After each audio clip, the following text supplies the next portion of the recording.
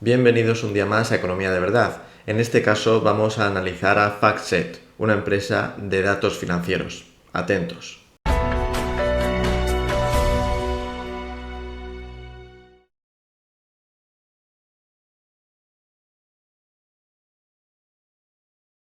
Pues tras la bienvenida tenemos aquí la presentación, así que vamos a por ello. FactSet cotiza a 403,21 dólares en el mercado americano, capitaliza 15.000 millones de dólares, cotiza per 30 y reparte un pequeño dividendo que le hace tener una rentabilidad del 1% aproximadamente.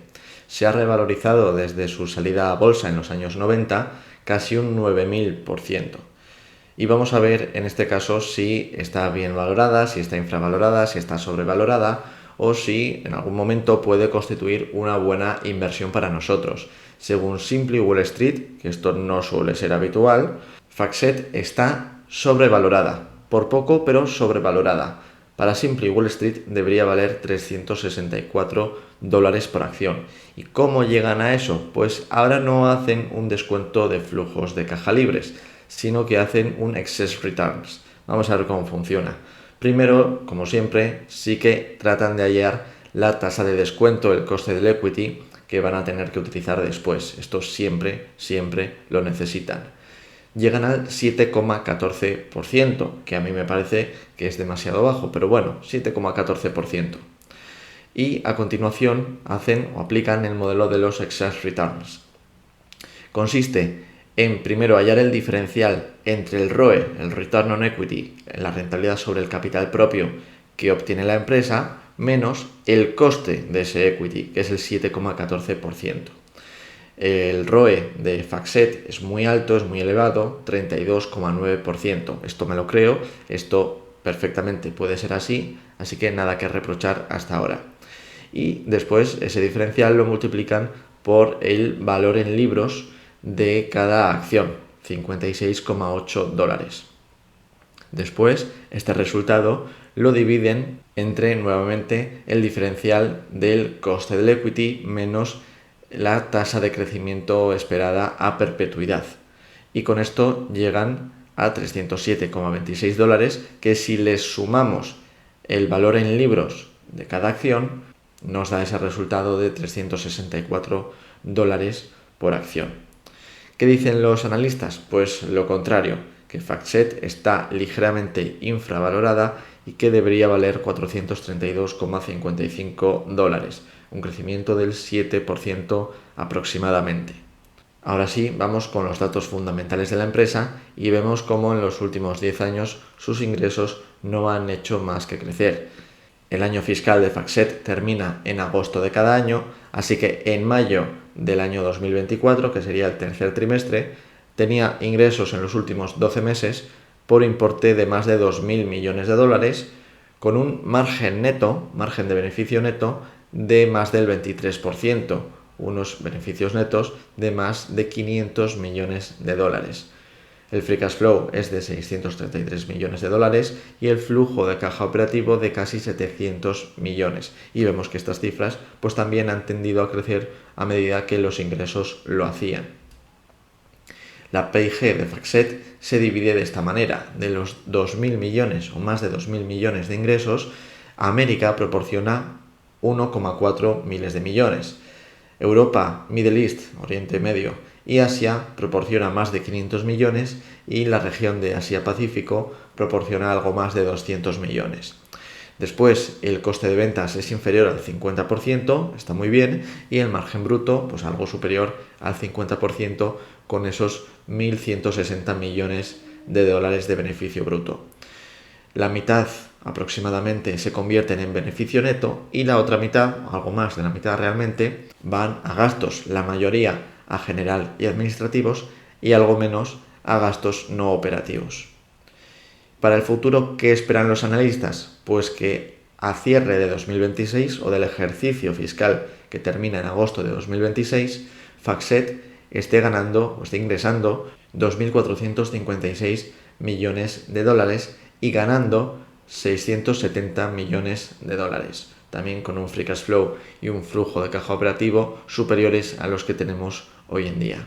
Su solvencia no tiene nada que reprochar, a pesar de ese gran aumento en la deuda que vemos en 2022. Eso fue una adquisición que hizo la empresa de otra compañía, por eso también habéis visto que en ese periodo los ingresos parece que saltan un escalón respecto a la tendencia que venían teniendo anteriormente, pero ya le ha dado tiempo de amortizar gran parte de esa deuda sin echar mano de su colchón de caja y equivalentes que tiene en balance. O sea que respecto de la solvencia no nos quejamos tampoco.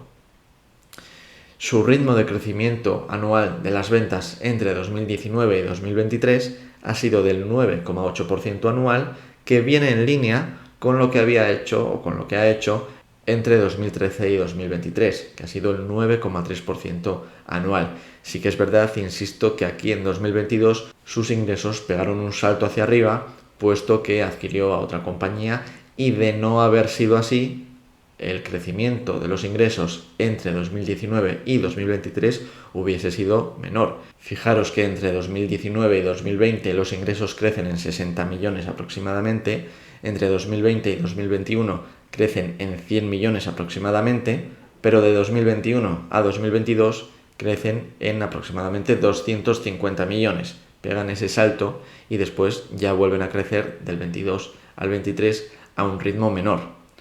El margen del flujo de caja operativo tiene un promedio del 29% en estos años y además es bastante estable. Y por último, el CAPEX tiene un promedio del 5,2% y es estable quitando 2022. Insisto en que ese 110,2% no es nada representativo, incluye la adquisición de esta otra compañía y sí que tenemos que computarlo, por supuesto, dentro del CAPEX. Hablamos de CAPEX total, no solo de CAPEX interno de la empresa.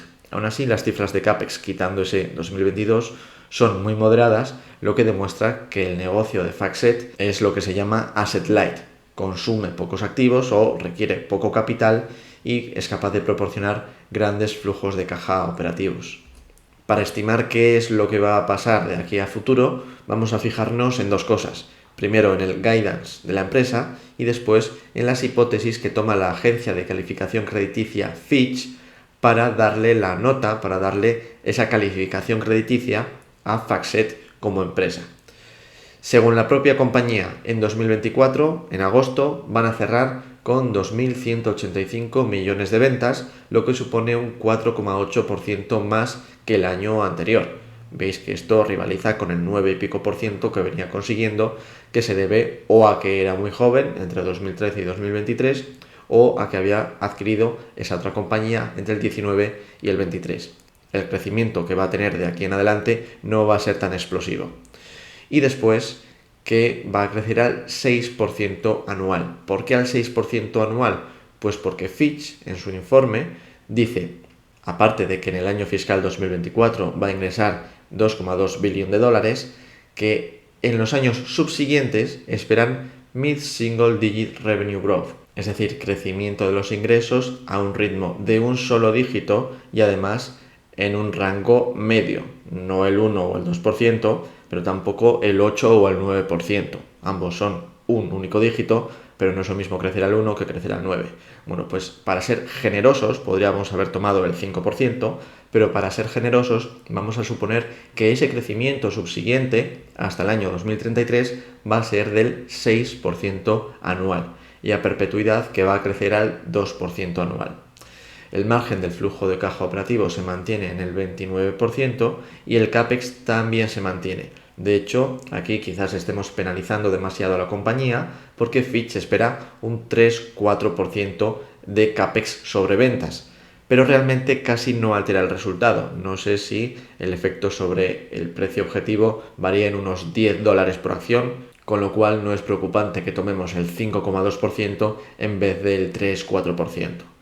Y vemos ahí cómo los ingresos crecerían de 2.185 millones en el año 24 a 3.691 millones en el 33. El flujo de caja operativo pasaría de 633 millones en este año, que va a finalizar en agosto, a 1.070 millones en 2033. Y el CAPEX haría lo mismo, de 113 millones a 192 millones.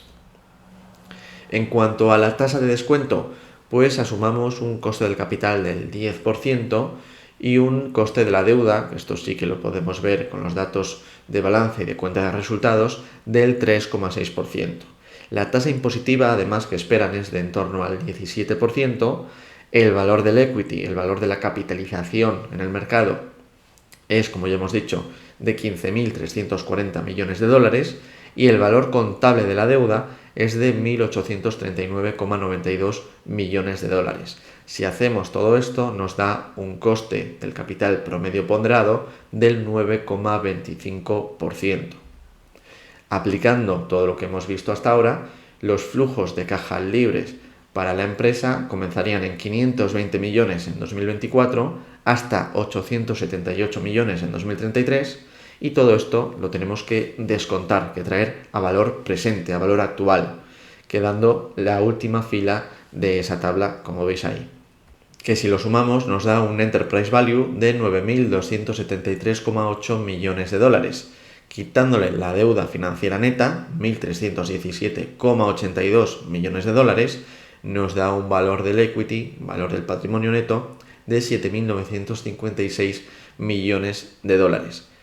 Partido entre 38,04 millones de acciones que hay en circulación, tenemos que la empresa o las acciones de la empresa deberían valer 209,15 dólares. No 403, sino 209, prácticamente la mitad. Esto está muy alejado del dato que nos da el mercado o de la cotización de mercado. Así que vamos a dar algo de variabilidad a nuestro resultado.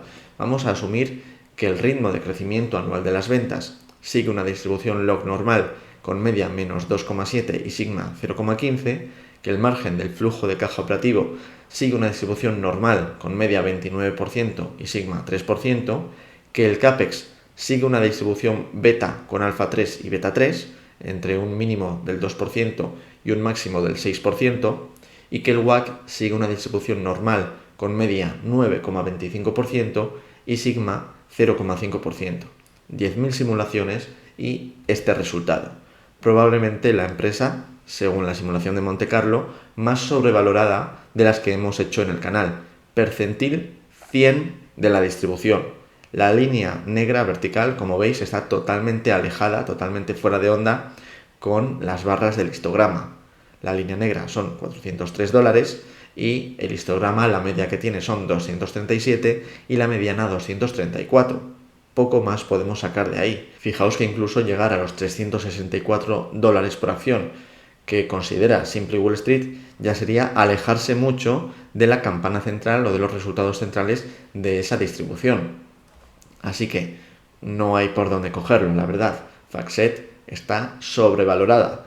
Para justificar su precio actual necesitaríamos un crecimiento del 15% anual en los ingresos, algo que nunca jamás ha tenido, o un coste del equity del 6,4%. Podemos tomar un coste del equity del 6,4%, pero eso significa que tenemos un coste de oportunidad quizás demasiado bajo para una persona normal. Hay fondos de renta fija, 100% renta fija, que en los últimos 12 meses han dado ese 6%. Fondos de renta fija, no hablo ni siquiera de deuda basura o de deuda en otras divisas o de países raros. Fondos de renta fija, medio plazo, grado de inversión en euros. Y además es que tampoco se le puede dar mucha variabilidad a los parámetros que hemos considerado. El margen del flujo de caja operativo es estable y ya está en el 29%. Es muy difícil que mejore más de eso. Y el CAPEX sobre ventas, como digo, Fitch considera 3-4%, pero es que esto no nos saca de pobres y no recorta apenas la diferencia entre lo que obtenemos y lo que dice el mercado que vale. No sé personalmente qué le ve el mercado a esta empresa, pero desde luego no se puede jugar a ver quién es el más miope de los dos. Mejor no ser miope en absoluto.